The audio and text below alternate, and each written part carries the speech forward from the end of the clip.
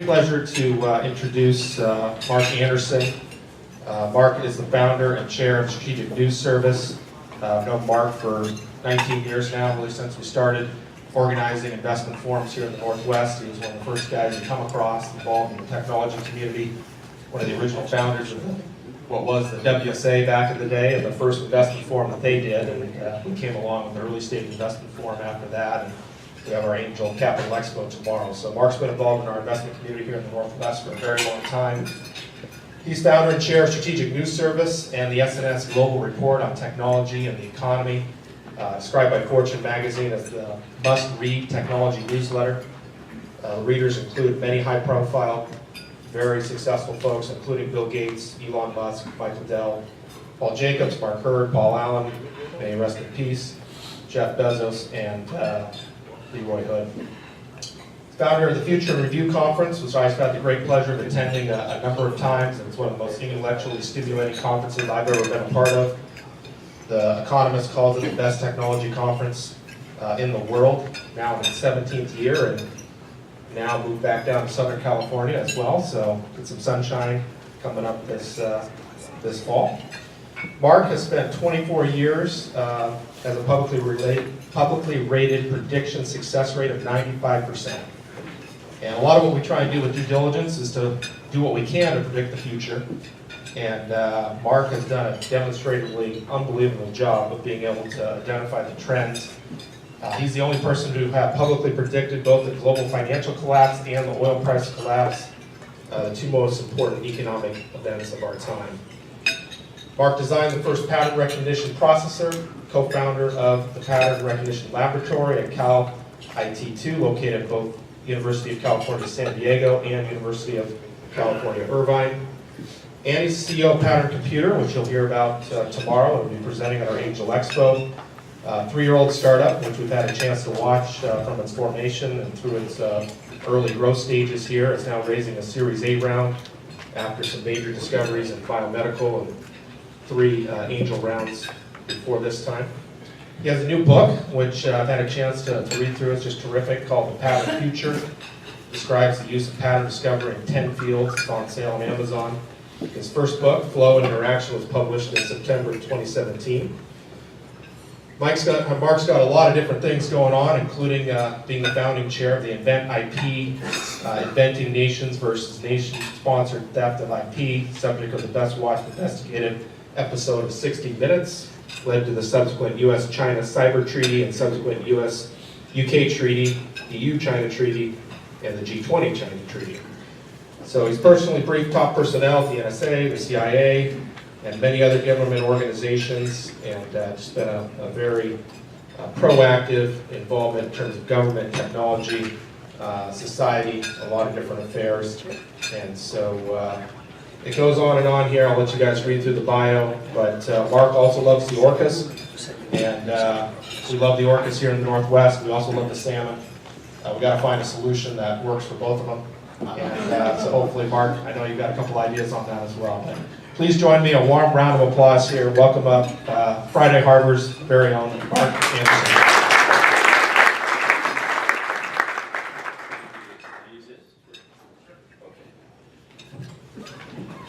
And are you my clicker? Good. All right. Thanks very much. Hi, everybody. Great to see you out there. A lot of friendly faces. We've been doing this for a long time. We have. Nice to be here again. For those of you who were at the family office, the conversation I had with you a year or two ago, it'll be different from that one. So I hope different enough to keep you entertained. And one thing that struck me while I was listening to the real estate guys up here, I think John said something about watching these markets intimately. I don't know anything about real estate, and so I was free to speak about it in SNS. And I think we were the first people to call the real estate downturn in Seattle. And I actually did that about 1.5 years earlier up in Bellingham, talking about the Seattle market.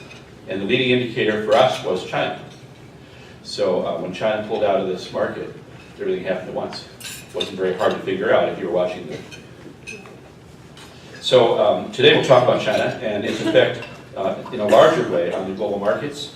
What I'd like to do, and what I usually do when I'm talking to anybody about predictions, is establish some landscape conversation first. So what is the landscape like, economically and in tech? And then we'll talk about some predictions.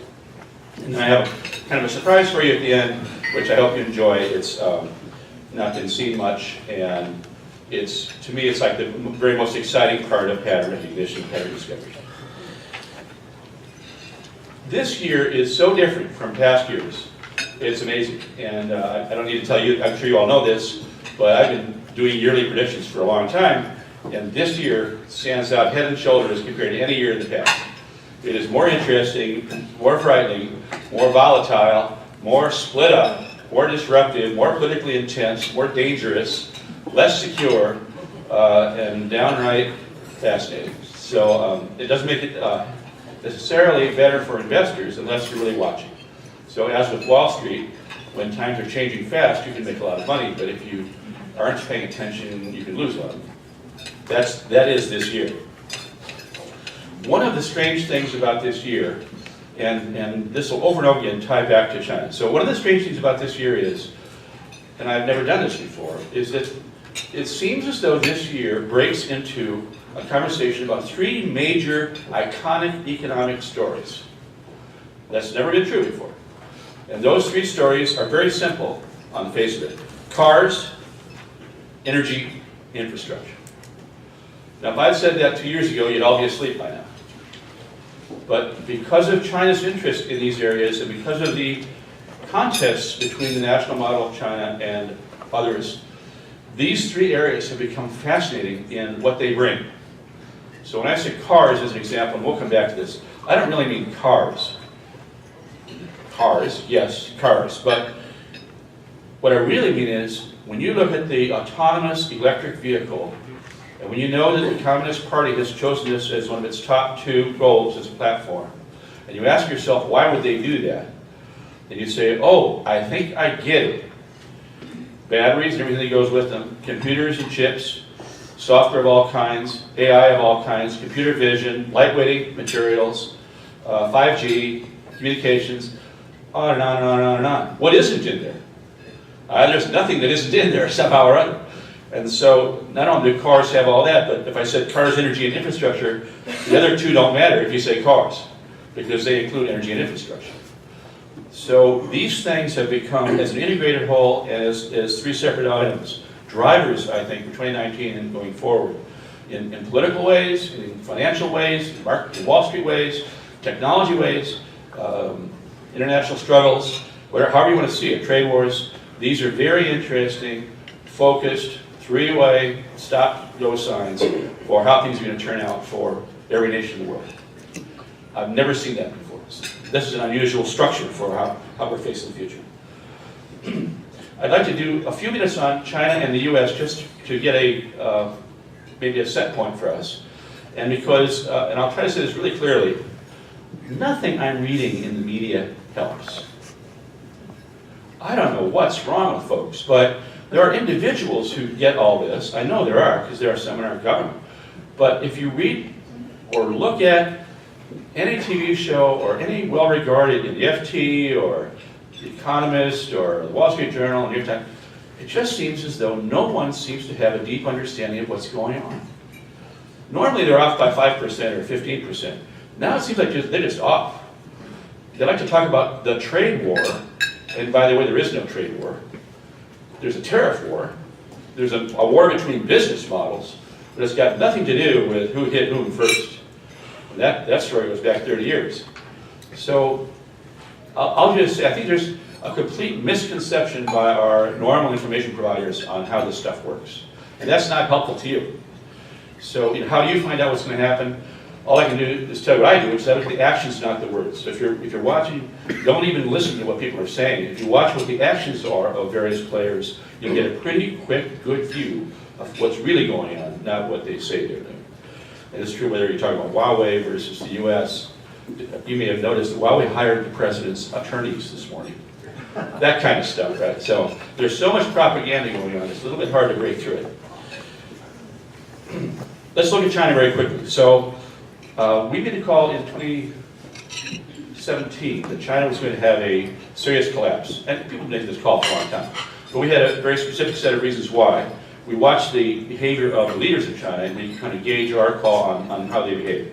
So we think they had their first OSM in January of that year, and it got worse after that. We can almost break it down to the day. In fact, we sometimes call the White House to say it's about to happen again, or it just happened again. If you look at them today, you say what's happening. Car sales are down, smartphone unit sales are down, equity markets until just recently are down, manufacturing, and I'll come back to the markets, is down, the yuan, well, no more about that. And of course, the most important thing in terms of last asset standing is the property market. And we think, we published a prediction that when the property market blew up, that would be a horrible, horrible moment for the leading, for Xi Jinping, because that was the last asset class that really they could use to pull money out of the population and keep building roads to nowhere. Real estate is particularly interesting as it goes down. So what's happening, I'm going to thank Adam, my son, for bringing me this data, who runs InventIP. Real estate represents 1/4 of PRC GDP, represents 30% of economic growth in China. It's 85% of the average family's assets, according to New York Times. Failed land auctions doubled this last year, and sales of real estate have fallen 27% year-to-year during the autumn festival, September, October of last year, which is normally a very large buying time. So this is really true. This asset class is crashing, and it's probably just the beginning of the crash. Domestically, they're unstable. That instability becomes a global volatility problem, and I think China has never been more vulnerable economically than they are today. In terms of the media and what you've been reading, you need to blame the model, not the war. Every morning you see a headline, trade war did this, trade war did that. Please ignore it. But the models in contest are really an interesting story, and blame them. The good news for China's trading partners is that since most of them lose money country to country, less trade is good. Sounds funny, doesn't it? It's true. And then last but not least, what if the US in this contest with Huawei decides to treat Huawei the same way we treated ZTE? And you're seeing that bubbling right now. So you imagine that you're Xi Jinping, and the question is, what if the US decides to pull the plug on Huawei? ZTE was out of business in 10 days.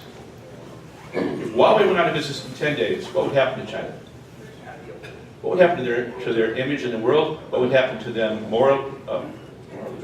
in terms of their own internal politics and how people look at the government, how people consider Xi Jinping and his economic performance? What would happen to the party if that happened? So I'll just let you think about that, but I think very bad things would happen for them. If you look at the U.S. right now, you'll recall when the press first looked at the trade war coming up, they said the U.S. would lose in 3 weeks, China would win. Well, that was wrong. So, in fact, strong corporate earnings in general, strong dollar, low unemployment rate, strong jobs recruitment rate. We weaned ourselves of QE, which was terrific. We got out of that poker game with our shirts on. Car sales are up, IPOs are back, the Fed is moderating. Corporate leaders and politicians are waking up to the China risk, which is actually a very important economic fact. And companies will probably suffer from what we've been calling the China short. So if you have a company that's been betting, like Apple, on making all their money with a China strategy, you now see them suffering in the stocks. Keep going down. Other countries, very quickly. UK, what a mess. They were so good for so long, right? What happened to those guys? Whatever it is, it's already happened, and so it's painful to watch.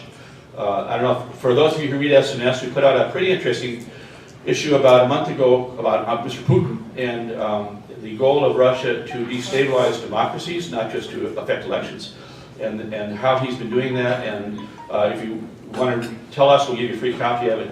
But I think we got it on the nose, and it's an amazing story. So watching Britain fall apart is probably one of those great case histories of what Russia can do to you when you're not watching. Germany, of course, hit by the immigration problem. Merkel managed to go from 60 to 0, probably the most well-respected woman in history among them, and one of the best leaders in the world. And after her immigration decisions, suddenly no one wants to touch her. Lost her job, lost her party, everything. The Middle East, and here's one really interesting idea. So when I first wrote this was a few months ago when I started looking at this year, and I thought, Russia, Middle East, what a mess, what's going to ever happen?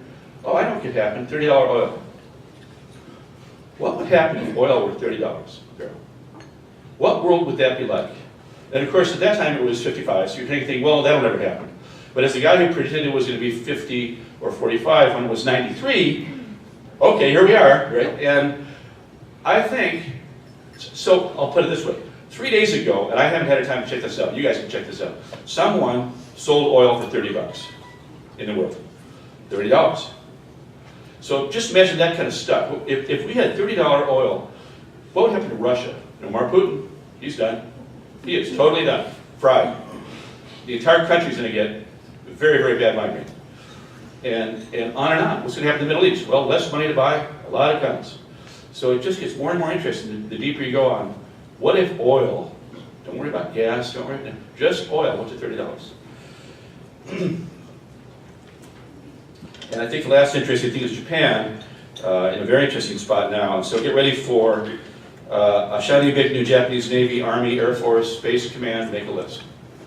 They're going to change their approach. And Mr. Abe's been wanting this for a long time. They're going to change their approach to the military and to their position in the South China Sea and how they have to react. The tech landscape. So a lot of incrementalism. We've taken the juice out of a lot of tech companies. We're back to China again, where if you commoditize innovation, if you can't afford to keep innovating and investing at the same rate you could 10 years ago, what happens is you get smartphones like we have today. I mean, the smartphone is the best case history example of what happens to an industry when copycats reign. And the fact is, look at Apple, look what happened to Apple. Even if Steve were alive, I think he'd be having a lot of trouble. So more of that. Chip wars, extraordinary. So watch the pressure. Now that the ZTE has tasted the whip from the US, watch what happens with China pressing on Huawei and everybody else to make chips. And how many minutes will it be until China at least feels like it's self-sufficient making chips? What kind of international global effort will that be? And how will that affect what I would call innovative chip companies that actually invent things? So watch Qualcomm and Intel, even people who've been doing their best to woo the Chinese markets and leaders will be the first to suffer. And I think it's happening already. Matter of fact, if you look at the Apple and Qualcomm, so I was with Paul Jacobs 2 days ago, and if you look at the Apple and Qualcomm fight, and he was the CEO then of Qualcomm, and you say to yourself, did China cause this? And he just had this, it was interesting, because I don't know whether he had thought of it or whether he just agreed with it. But he's like, he got this Cheshire cat smile like, huh? Because he's, Apple's coming after Qualcomm for their business model. But it was China who encouraged the suppliers, who Apple then also encouraged not to pay their bills to Apple, then didn't pay their bill to Qualcomm, right? So back shot. But it started in China. And what could happen better for China than to have the two leading American companies in smartphones fighting each other to death? Fun. Okay, a couple more things here and then we'll get to, there are a lot of disrupted plans now because of all this. So companies are pulling out of China, not all of them, but many of them, or they're reducing their Chinese exposure because it's China short. They're moving to other places that have low-cost labor. They're paying attention. Venture capital firms that are just allocated, like Sequoia Capital, 60% of their money to China, probably are having a bad day today. And companies that are startups saying, we've got a Shanghai office, not the same meaning today that it meant yesterday. And so I think there's an awful lot of reevaluation going on, small companies and large companies, in terms of what's the exposure, how bad is it, what does it mean, is it long-term or short-term, what do we do?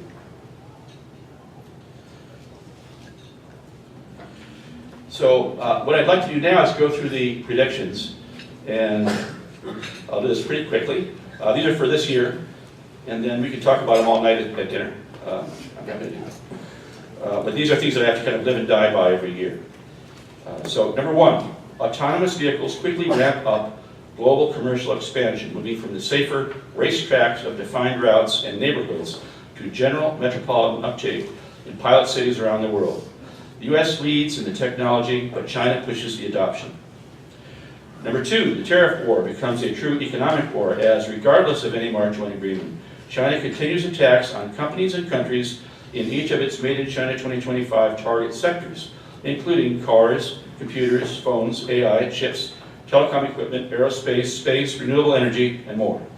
Global markets and standards split into two camps, innovators and infomercials. This is important.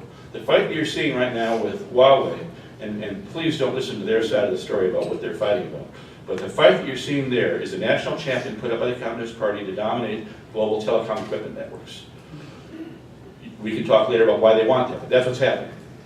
And so this creates a tension, which is a worldwide tension. So you have these two economic models putting up champion companies like Ericsson, used to be Nortel, they're gone. That was Canada's best company, they're parking on that. So trying to figure out how to use companies to have this conversation, have this contest extend into the marketplace, so that when we go to a hotel, the Wi-Fi system is owned by the Chinese instead of by the Americans. That's the ultimate thing. Number 3, Malt goes big. This is really exciting. So I think for those who follow SNS, we made this, a prediction about 15 years ago about malt. So first described in November of 13. The retail revolution driven by the integration of micro-mapping, advertising, location-based tech, and wireless transactions pops up everywhere. First adopted by Amazon Go, we'll now see malt emerging in major global retail outlets. Number 4, the 5 major technology battlefronts in 2019 will be cars, focus on electric autonomous cars, energy, nuclear and renewable, infrastructure, 5G, AI, China's top technical target is the West's top achievement, and healthcare. The major trends of computerized medicine and personalized healthcare put quantum computing and affordable genetics onto a single compelling track, which we'll come back to in a minute. Facebook failing. Zucco is dissed and dumped by droves of the disenchanted, disabused, and disappointed with accompanying regulatory disdain and financial drops. Number 6, clouds lose their mantle of security. Despite the protestations of their respective vendors, F500 companies continue to hold back, part of a now reinforced long-term reluctance to move crown jewels out of headquarter data centers. Number 7, anger at FANG, F-A-A-N-G. We need a new acronym for stop favorites, companies that are out, Qualcomm, Apple, IBM, GM, Intel. Companies that are in, Amazon, Microsoft, Netflix, SoftBank, Tesla. Number 8, Elon emerges triumphant. As short sellers and negative media lose steam, and Elon proves that he is exactly who fans think he is. Stories turn from doubt and scorn back to admiration. The world has a real hero on its hands. Both SpaceX and Tesla do well in this year. Number 9, the China crash. China enters a new phase of failure and decline as the property market, its last standing asset class, takes a dive. Global investors flee China's instability. The U.S., German, and Nordic economies remain relatively strong. And I want to state something here. For those of you who are watching markets internationally, the Chinese market has been up lately.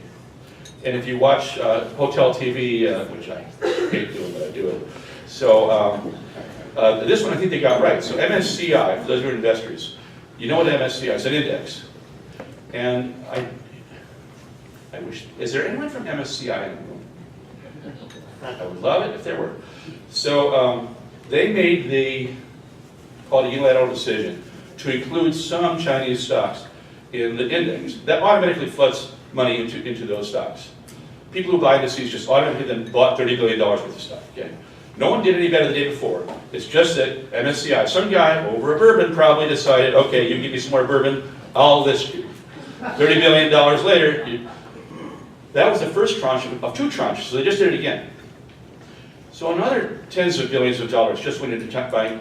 Now, if you track Chinese stocks on the American exchanges, how does it look? Not too good. The failure rate is more than 50%, and that's almost always fraud. All 4 of our wonderful accounting firms from the U.S. have been convicted in American federal court of lying on behalf of Chinese customers fraudulently about their accounting. And these guys come to New York, list, and then they fail.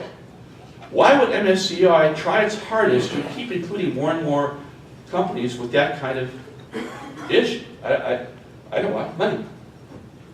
Well, that's all. So I'm saying this because when you hear me say something about the market's going to suffer, you think markets must be out of touch because they're going up. That's why they're going up.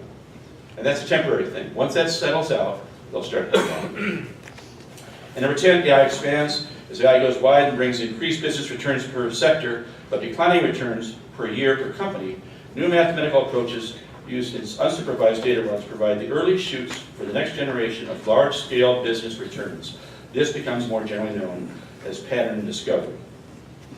So what I want to do in a hopefully not self-serving way, so I apologize ahead of time because tomorrow we're doing pattern computer, not today. But I am the CEO, and I've had a chance with you to be, I think for the last 10 years, probably talk about pattern recognition, its power in making predictions, its power in seeing the world in a different way. So what I'm going to try to do right now is share with you very quickly the experience of the difference between doing what Google does every day, which everyone calls AI, or deep learning or neural networks. And when you get a better tool set mathematically, which can do very high complexity and very high parameter density and orders of magnitudes of difficulty, when you can have tools that can do these things for you, which Google doesn't have, what is your life going to be like? Right? That's the chapter I'm going to do right now with you. So what is life like for all of us as these better tools come on board? Because those tools are hitting the wall right now. We're running out of steam on the old CNNs and neural networks. We have a bunch of problems with those. But as those spread out into applications for dentist's office and so forth, new things are going to happen at the core of machine learning machine learning and beyond AI or new AI. And when that happens, as that comes into play, what are we going to see? And so I'm going to show you 3 slides. So the first one, do I click this? I don't want to click it backwards. Yeah.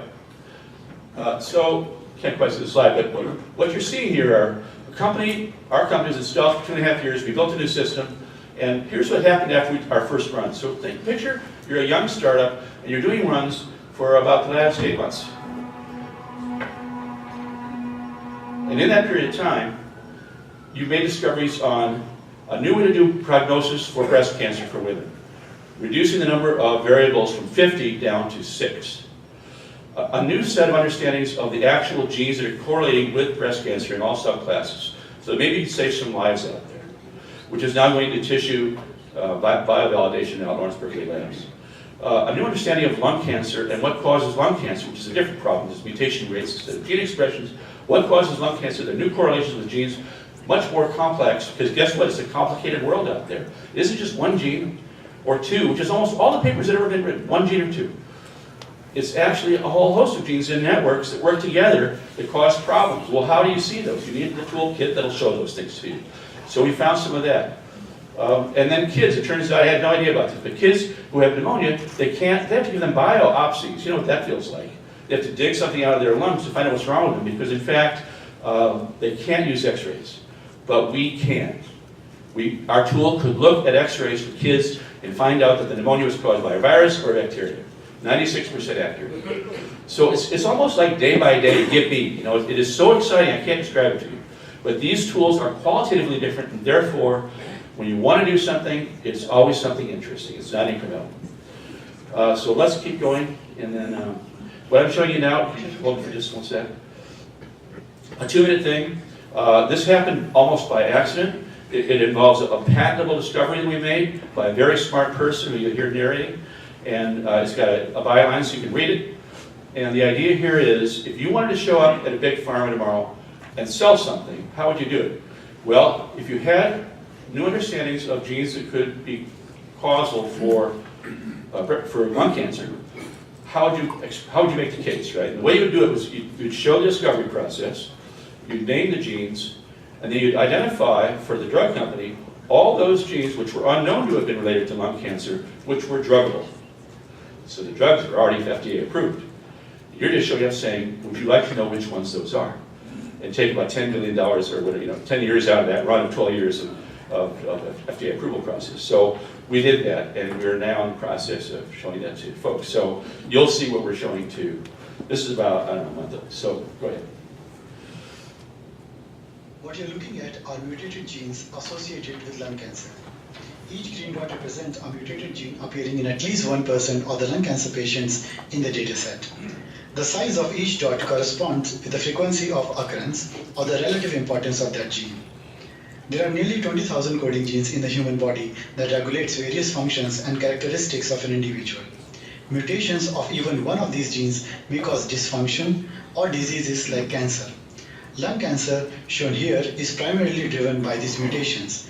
Therefore, the key to finding a cure for such diseases lies in the mutation data. The problem is, this data is highly sparse. Out of more than 20,000 genes, only a few or a few tens are mutated, meaning few tens of ones in a pool of more than 20,000 zeros. Sparsity at its best. And the data is unlabeled, which makes it even more difficult. Finding patterns in sparse, unlabeled data is extremely difficult. As mentioned, all of this is early work in progress, with much more work to be done. For example, which are the most interesting and valuable of the patterns we see here? Genes in green that are similar to highly participating genes represent potential new drug discovery targets, but that is a long and slow path to money. A quicker path to money would be drug repurposing or repositioning, which is the identification of new indications for existing drugs already approved for a different disease. As an example, the cluster in the center with the yellow circles is highly worthy of exploration, as yellow indicates that an investigational or an approved drug exists for that gene but for a different disease. Repurposing shortens approval time dramatically and is of high interest to pharma companies as it extends their patent protection and generates new revenue. The center cluster also represents a potential third related path to money, which is identifying new combinations of existing drugs, where drugs that are already approved and are available that can be used as novel combination therapy. That's it. So you'll notice we didn't put the names of the genes on that. So anyway, these things are exciting, and I think we have, people always say it's the most exciting time to be alive, and so it is. And here's one of those stories where we'll be making scientific discoveries of things that we didn't dream of before. They didn't come from our biases or our limits, they came from our tools, and that's a big change for all of us, so very exciting. We have time for questions. We sure do. So please, round of applause real quick for Mark. We're so fortunate the amount of brain power we have here in the Northwest. We have the most educated communities with UW, with Children's Hospital, with all the research universities. I mean, we've definitely got the brain power here in the Northwest, and excited to see it put on display here, where the opportunities go in the future. So we've got about 5 minutes time for questions for Mark. So if you have any questions about any of the predictions, let's try and get quick questions, quick answers, see how many we get through. Go ahead, Andrew, get us started. Hi, I'm Andrew Holm. I'm a rheumatologist, and I deal with medical research. So a couple of questions. One is, a couple very quick, you can address them. It's the issue of the unknown unknown. So when we crunch data in a closed data set, you've got everything there, you're just going to find it, and it's a matter of the running engine to do it. But medicine is an open data set.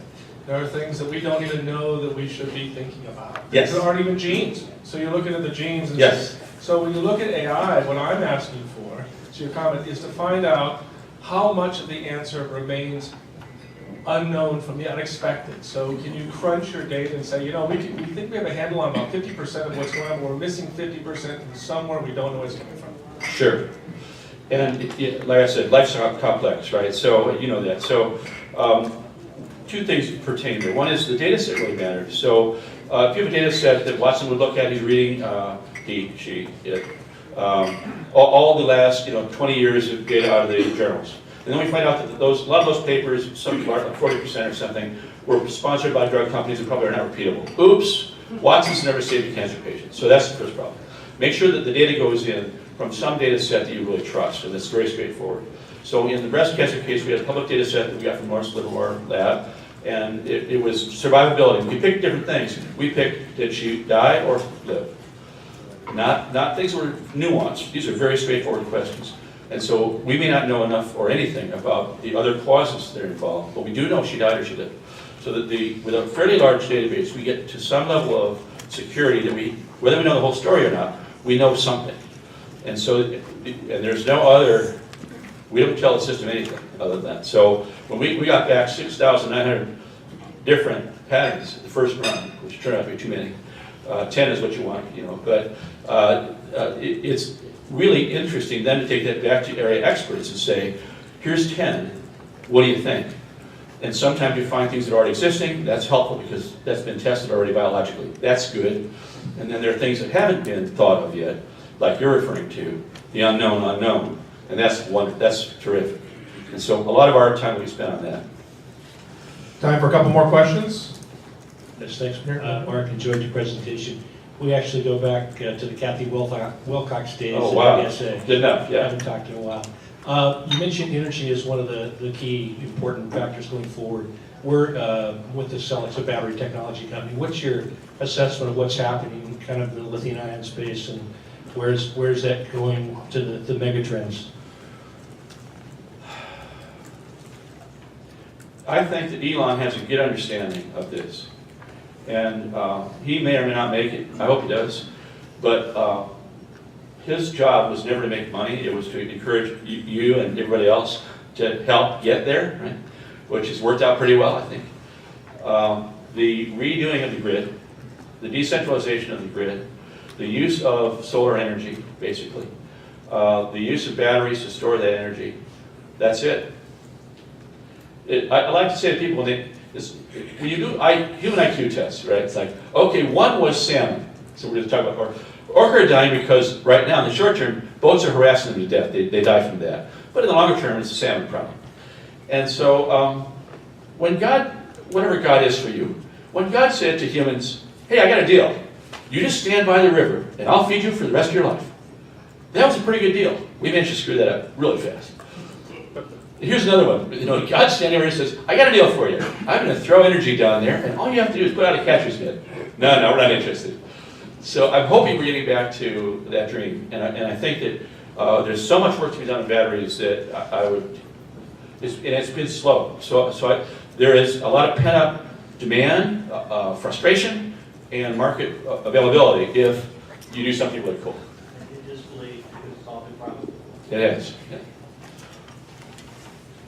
Jolene, wrap it up.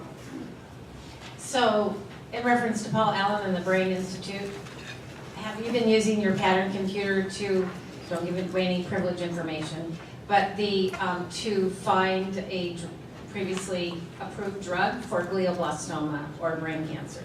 That's a very good question. The answer is no, not yet, but there's no reason not to do it. So we have a core bio team now, and they'll be doing bio for the rest of the time as far as I'm concerned. And what we're trying to do is figure out what's in order, how do we stack these questions. We just signed a 10-year deal with the Hutch over genetics and cancer. That's not the first question we're going to do with them, but there are a lot to come. I've lost friends to that, so maybe you have too. So certainly interesting. And hardly a day goes by when someone doesn't ask a question, something like that, including our investors, which gets a little iffy. But yeah, we're very interested. The whole team came into bio because they wanted to. We knew it was going to be too competitive, thousands of competitors. That it was helpful to prove the case, but basically, ick.